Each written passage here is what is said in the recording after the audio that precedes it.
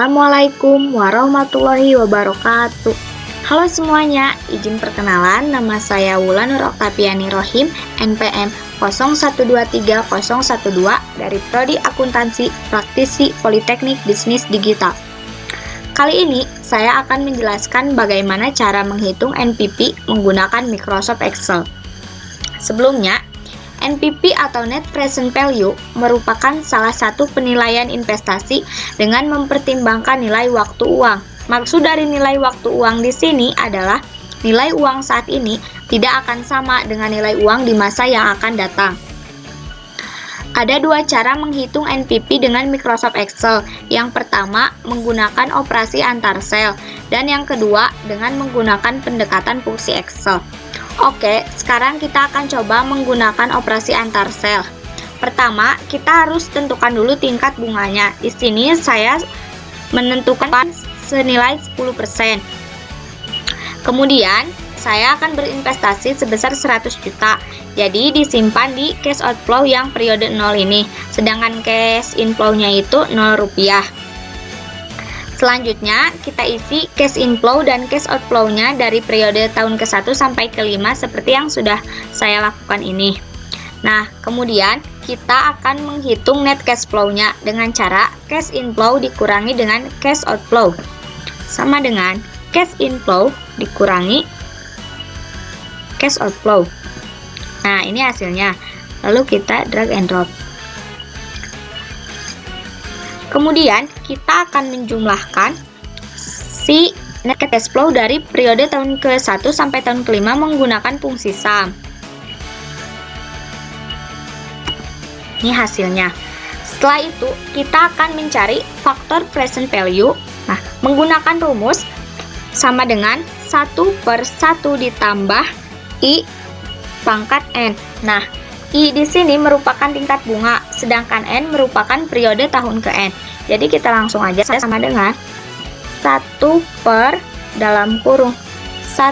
ditambah I ini tingkat bunga, kita sorot bunga, lalu kita absolutkan menggunakan F4, tutup kurung, pangkat N di sini merupakan periode tahun. Saya pilih yang tahun ke-1.